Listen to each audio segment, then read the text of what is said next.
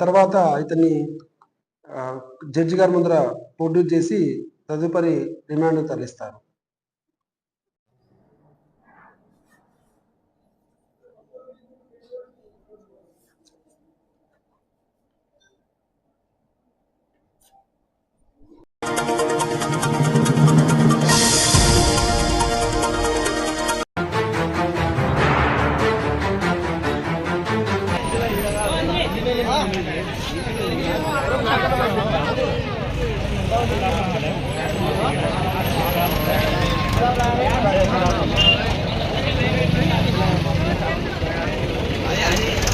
బంగ్లా గ్రామంలో దాదాపు వందలాది మంది వంట గ్యాస్ కోసం బారులు తిరిగినటువంటి పరిస్థితి ఉన్నది.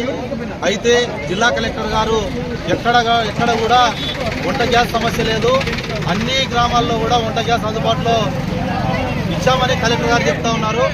అయితే ఇక్కడ చూసినటువంటి పరిస్థితి గ్రామాల ప్రజలు వంట గ్యాస్ కోసం తీవ్ర ఇబ్బందులు ఎదుర్కొంటా ఉన్నారు.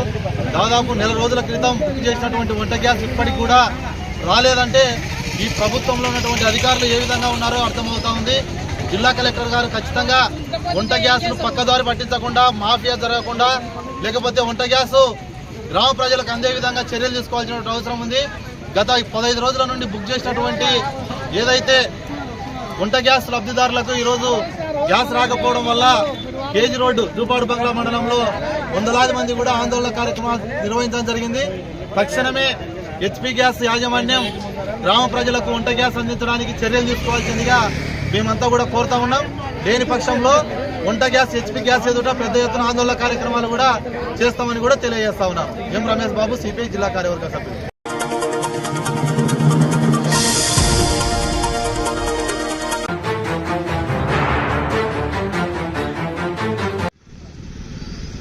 అలాగే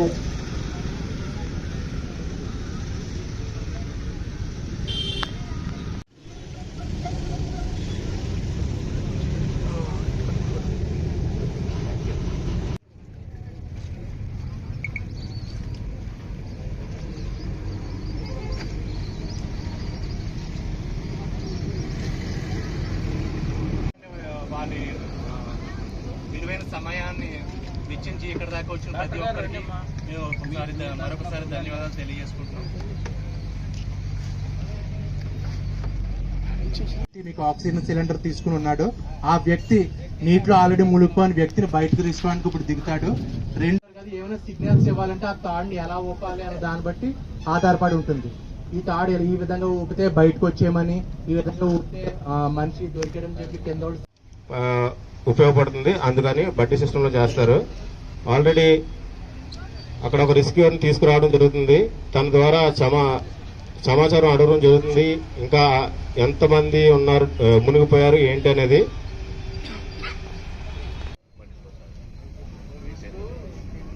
ట్యూబ్ డ్రైవర్ లోపలికి వెళ్ళడం జరిగిందండి.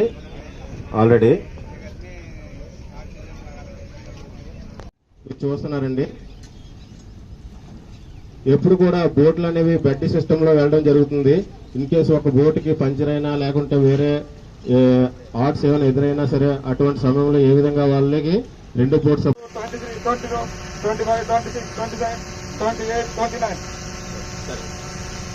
29 తర్వాత 30కి మనం రెస్క్యూ బ్రేస్ అందించాలండి ఎవరికైనా సరే. అలాగే 100 అడుగుల లోతు వరకు ఆ డీప్ డ్రైవర్ నీటి లోపలికి వెళ్ళడం జరుగుతుంది. వెళ్ళే అదే పల్స్ ప్రెజెంట్ అయితే మాత్రం సిపిఆర్ ఇవ్వకూడదు. పల్స్ ఆబ్సెంట్ అయితేనే సిపిఆర్ ఇవ్వాలంటే సిపిఆర్ ఇచ్చే ముందు తీసుకోవాల్సిన జాగ్రత్తలు. ఓకే.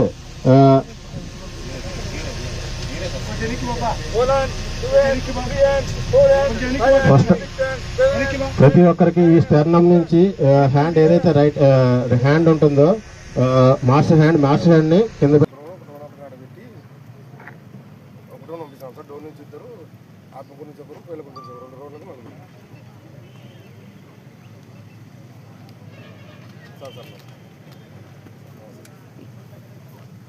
అవును సార్ ये किलोमीटर इंडिया सर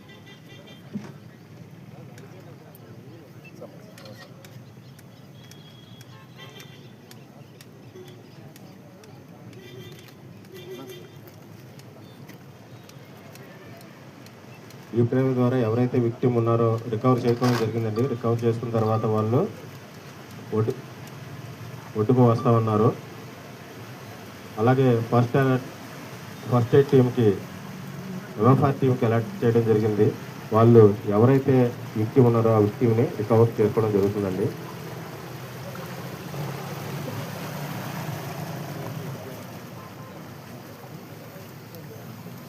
డబుల్ హ్యాండ్స్తో ఇచ్చారండి, ఒక మాస్టర్ హ్యాండ్ తోటి. అలాగే చిల్డ్రన్స్కి అయితే సింగిల్ హ్యాండ్తో ఇవ్వడం జరిగింది. ఇప్పుడు ఇన్ఫాంట్స్ అండి, ఎవరైతే చిన్నపిల్లలు ఉంటారో వాళ్ళకి ఎప్పుడైనా అన్కాన్షియస్ అయిపోయినట్లయితే వాళ్ళు ఏ విధంగా ఫస్ట్ అలర్ట్నెస్ చెక్ చేయడం. వాళ్ళు ఎలాగా ఇప్పుడు పెద్దవాళ్ళకంటే మనం భుజాలపై తట్టు ఏదో చెక్ చేసామండి, బట్ చిన్నపిల్లలకి ఏంటి క్వైట్ డిఫరెన్స్.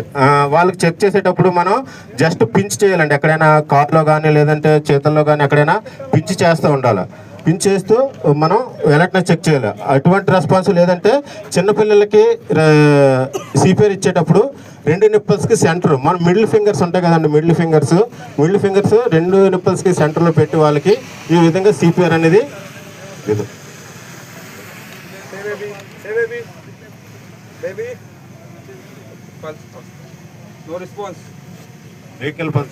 వీళ్ళకి చెప్పాం కదండి. పెద్దలకైతే ఇక్కడ మనం క్యారోటిడ్ పల్స్ చెక్ చేస్తాం, చిన్నపిల్లలకైతే మనం బ్రేకియల్ పల్స్.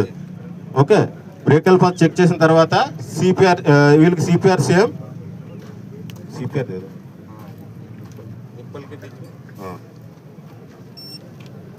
వీళ్ళకి పెద్దవాళ్ళకైతే మనం వీళ్ళకి 3 to 4 సెంటీమీటర్ ఇవ్వాలండి. జస్ట్ 15 టైమ్స్ మాత్రమే కంప్రెషన్స్ ఇవ్వాలి. అదే పెద్దవాళ్ళకైతే 30 టైమ్స్ చెప్పాం కదా, వీళ్ళకి ఓన్లీ 15 టైమ్స్ ఇచ్చిన తర్వాత వీళ్ళకి కంప్రెషన్ మనం బ్రీతింగ్స్ ఇచ్చాం కదండి, వీళ్ళకి పప్స్ ఇవ్వాలి. ఉఫ్ అని పప్స్ ఇవ్వాలి. ఎందుకంటే వీళ్ళకి పప్స్ ఇచ్చేటప్పుడు ముక్కు నోస్ మరియు మౌత్ 2 కూడా మూసి ఇవ్వాలండి. అందువల్ల ఎందుకంటే చిన్నపిల్లలకి 2 కవర్ చేసి ఇవ్వాలి. లేని వాళ్ళు ఏంటంటే వాళ్ళు కూడా సేమ్ నోస్ ద్వారా కానీ అయినా సరే బయటికి రాలేకపోతున్నాడు అనుకోండి, తను రోప్ ద్వారా 2 టైమ్స్ రోప్ని సేవ్ చేస్తారు. వాటర్లో సర్వైవ్ అవ్వచ్చండి. ఎందుకంటే ఇప్పుడు ఇవన్నీ అలాగే సేమ్ మనకి థర్మాకోల్తో లైఫ్ జాకెట్ తయారు చేసుకొని దాన్ని కూడా యూజ్ చేసుకోవచ్చండి. అలాగే వాటర్ బాటిల్స్ స్టేట్ వైడ్ 6 జిల్లాలో జరుగుతుంది ఈ ప్రోగ్రాము. దానిలో భాగంగానే మనకు నంద్యాల జిల్లాలో ఈరోజు స్టేట్ నుంచి ఎన్డీఆర్ఎఫ్ టీమ్ డేట్ కోసం అడిగినారు, డేట్ ఇచ్చినాము. దానికోసం మన జిల్లాలో లాస్ట్ టైం తుఫాను వచ్చి చాలా ఇబ్బంది పడినాం కాబట్టి దానికోసం ముందు జాగ్రత్తగా అవేర్నెస్ చేసి దానికి ఈ ప్రోగ్రాం పెట్టాం. దానికి ఎన్డీఆర్ఎఫ్ టీం వచ్చిన దానికి స్టేట్ నుంచి మనకు వచ్చిన దానికి మనకు జిల్లా తరఫున వాళ్ళందరికీ ప్రత్యేక ధన్యవాదాలు. అదేవిధంగా పోలీస్ డిపార్ట్మెంట్, రెవెన్యూ వాళ్ళకి అందరికీ ధన్యవాదాలు. Thank you. ఈరోజు నంద్యాల జిల్లా కలెక్టర్ గారు మరియు డిఆర్ఓ గారు, ఆర్డీఓ గారు, అలాగే మన నంద్యాల ఏఎస్పీ మేడం గారు, అలాగే 10th బెటాలియన్ కమాండెంట్ వీళ్ళ ఆధ్వర్యంలో ఇక్కడ నంద్యాల పట్టణంలో మన డిస్ట్రిక్ట్ లెవెల్ మాక్ ఎక్సర్సైజ్ మనం కండక్ట్ చేయడం జరిగింది. ఈ రోజు యొక్క మాక్ ఎక్సర్సైజ్ యొక్క మెయిన్ ఉద్దేశం ఏంటంటే, ఎప్పుడైనా ఒక రియల్ టైమ్ సినారియోలో ఏమైనా మనకైనా ఫ్లడ్స్ అది వచ్చినప్పుడు ఇక్కడ ఉన్న పబ్లిక్ ఎవరైనా విక్టిమ్స్ వాళ్ళు మునిగిపోతే వాళ్ళని ఏ విధంగా కాపాడాలి, ఒకవేళ వాళ్ళకి స్విమ్మింగ్ వస్తే అప్పుడు ఎలా విక్టిమ్స్ని కాపాడాలి, ఒకవేళ వాళ్ళకి స్విమ్మింగ్ రాకపోతే అలా ఏ విధంగా విక్టిమ్స్ని కాపాడాలి, ఈ అన్న దాని గురించి ఒక సినారియో రూపంలో క్రియేట్ చేసి ఇక్కడ చేయడం జరిగింది. ఈ సినారియోలో మెయిన్గా ఏంటంటే ఫస్ట్ ఒక బోట్ ఏంటంటే సివిలియన్స్ సంబంధించిన బోట్ ఒకసారి క్యాప్సైజ్ అవుతుంది, క్యాప్సైజ్ అంటే పల్టీ జరగడం జరుగుతుంది. దాని తర్వాత మన ఎన్డీఆర్ఎఫ్ రెస్క్యూవర్స్ వెళ్ళి వాళ్ళని ఎలా కాపాడారు, కాంటాక్ట్ రెస్క్యూ మరియు నాన్ కాంటాక్ట్ రెస్క్యూ. తర్వాత ఒక వ్యక్తి మునిగిపోయి ఉంటే ఆ మునిగిపోయిన వ్యక్తిని ఆక్సిజన్ సిలిండర్ సహాయంతో డీప్ డైవర్ వెళ్ళి ఎలా వాళ్ళని తీసుకుని వచ్చిన తర్వాత ఇక్కడ మనం ఏ విధంగా వాళ్ళకి ఫస్ట్ ఎయిడ్ కానీ సిపిఆర్ కానీ ఇలా చేయడం ఎలాగో చూపించడం జరిగింది. ఆ తర్వాత ఇంకా కూడా మన దగ్గర ఉన్న విషయాలతో సామాన్లతో మనం ఒక ఇంప్రూవైజ్డ్ డివైస్ని తయారు చేసుకుని ఎలా మనం ఫ్లడ్ సిచ్యువేషన్లో మనం ఎలా మనం కాపాడుకోవచ్చో అది కూడా ఈరోజు చూపించడం జరిగింది. మరొకసారి అందరికీ ధన్యవాదాలు తెలుపుకుంటూ థ్యాంక్ యూ. ఇన్స్పెక్టర్ గోపాల్.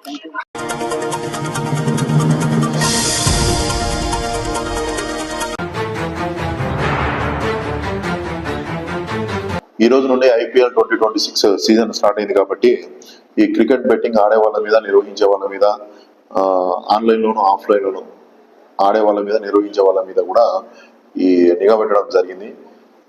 ఎవరైనా సరే ఈ విధమైన యాక్టివిటీస్కి పాల్పడే వాళ్ళ మీద రైడ్ చేయడము, వాళ్ళ మీద నాన్-వేరియబుల్ కేసులు పెట్టేసి వాళ్ళను రిమైండ్ చేస్తాం.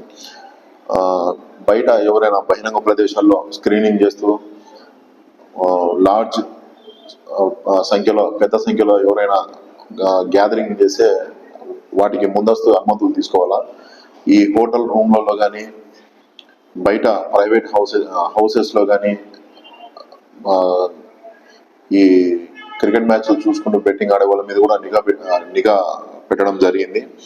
ఈ పేరెంట్స్ కూడా వాళ్ళ పిల్లలు ఎవరితో ఫ్రెండ్షిప్ చేస్తున్నారు, వాళ్ళు ఏమైనా బెట్టింగ్ ఆడుతున్నారా లేకుంటే వాళ్ళు ఏం చేస్తున్నారా దాని విషయంలో కూడా కొంచెం గమనించాలని చెప్పేసి పోలీస్ శాఖ తరఫున కోరుతున్నాం. ఇట్లా బెట్టింగ్ నిర్వాహకుల మీద, ఆడే వాళ్ళ మీద సమాచారం ఎవరైనా ఇస్తే వారి యొక్క వివరాలన్నింటినీ గోప్యంగా ఉంచుతాం. వాళ్ళ మీద, ఆడే వాళ్ళ మీద రైడ్ చేస్తాం. ఎవరైనా స్టూడెంట్స్ కానీ, యూత్ కానీ ఎవరైనా వచ్చి వాళ్ళ యొక్క మొబైల్స్ని కానీ, వాళ్ళ యొక్క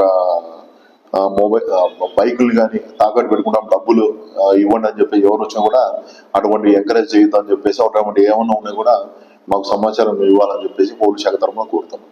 అంతేకాకుండా యువకులు వచ్చి ఇళ్ళని కానీ, రూమ్స్ని కానీ రెంట్కి తాత్కాలికంగా 3-4 monthsకి ఎవరైనా సరే రెంట్కి అడిగితే అటువంటి వాళ్ళ యొక్క డీటెయిల్స్ని వెరిఫై చేసుకోవాలని చెప్పేసి, వాళ్ళు ఏ పర్పస్ కోసం అడుగుతున్నారో కనుక్కొని వాళ్ళకు ఇవ్వాలని చెప్పేసి house room ఓనర్స్కి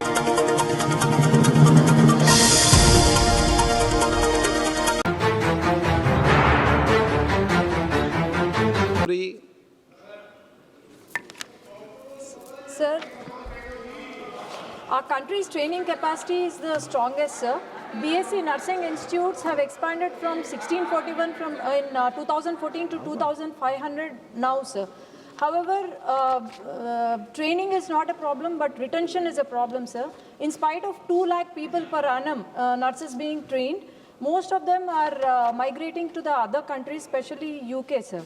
And nurses to population ratio is about 2:1,000, which we are supposed to have 3:1,000 according to WHO norms, sir.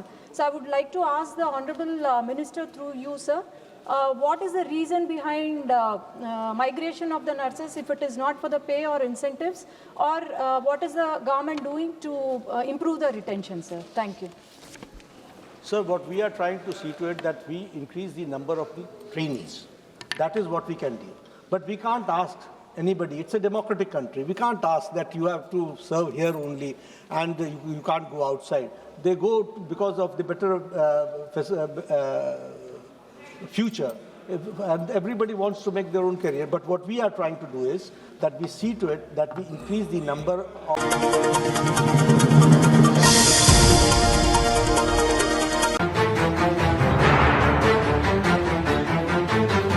ఈరోజు మనందరం ఇక్కడ సమావేశమయ్యామంటే ముందుగా దానికి ముఖ్య కారణం, నేను మా జిల్లా అధ్యక్షుల వారితో మాట్లాడినప్పుడు ఆయన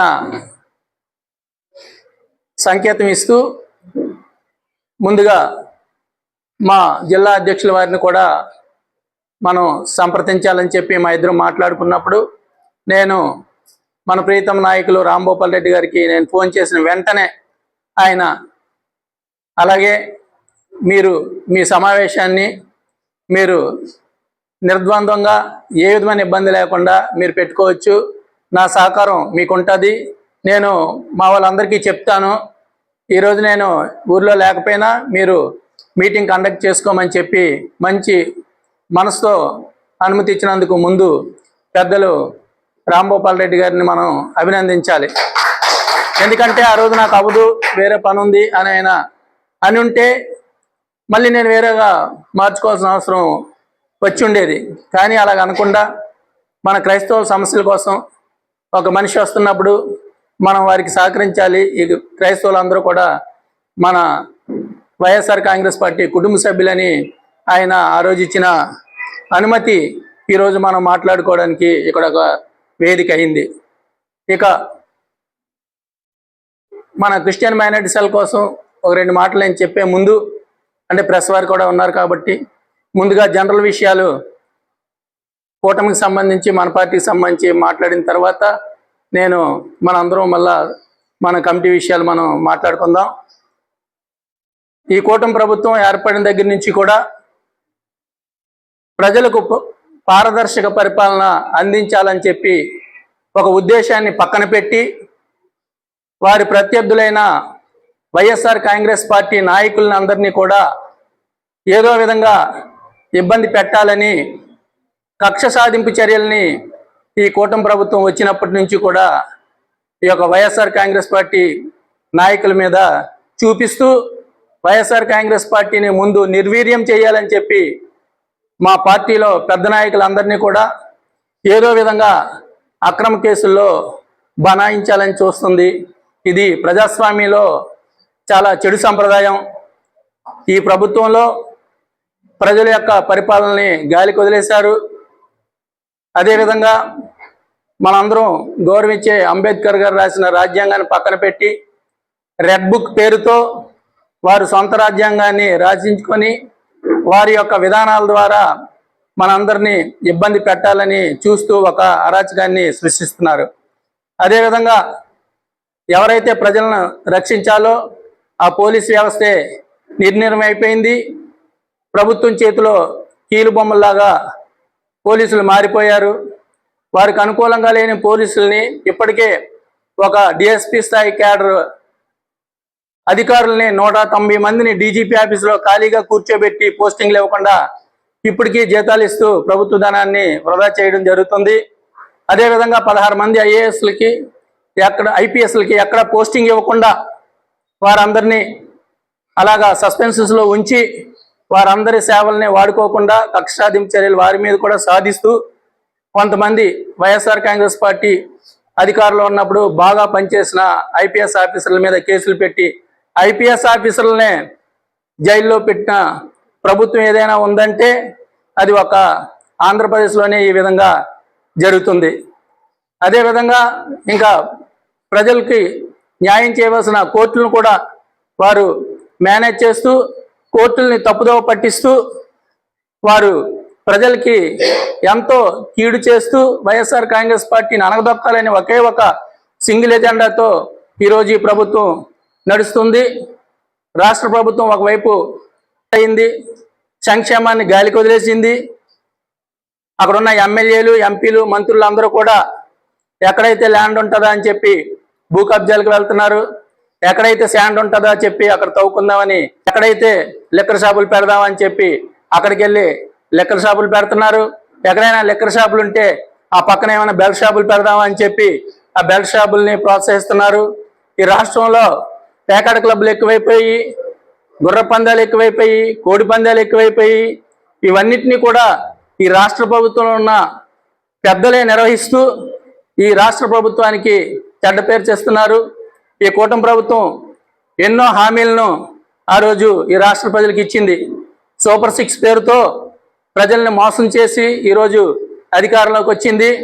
అధికారంలోకి వచ్చిన తర్వాత ఏ హామీలు నెరవేర్చకుండా ఎవరైనా మాట్లాడితే వారి నాలుగు మందమని చెప్పి సాక్షాత్తు ముఖ్యమంత్రి గారే వెటకారంగా మాట్లాడడం చూస్తుంటే వారికి ఈ యొక్క ప్రజల పట్ల ఎంత చిన్న చూపు ఉందో మనకు అర్థమవుతుంది.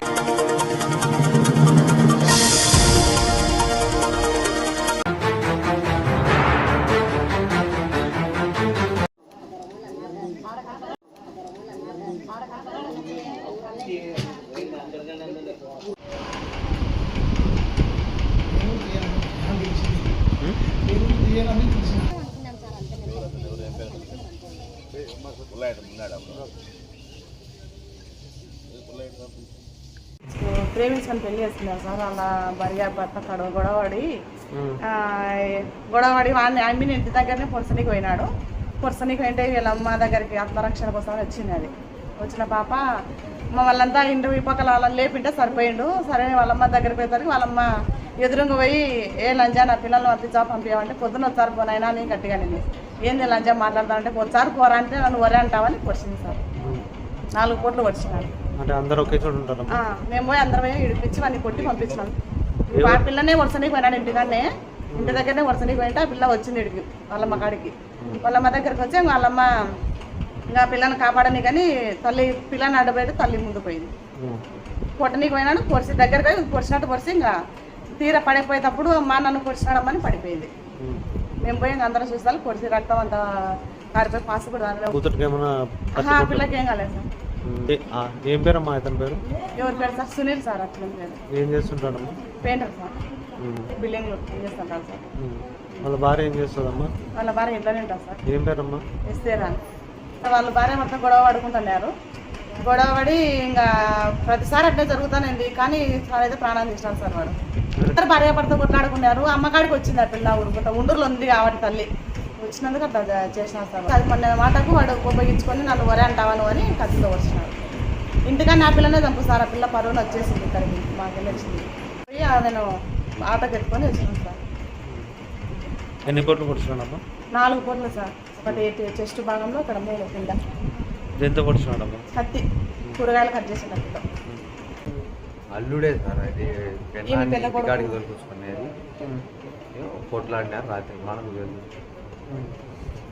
పంపేయడం అని వచ్చినాడు. బాగా తాగి పొడిచినాడు. కారణం ఏమన్నా గొడవ ఏం జరిగింది? గొడవ ఏం జరిగిందో తెలుసు సార్. బిడ్డ మొగుడే బాగా తాగినాడు. ఆ మత్తులో పొడిచినాడు.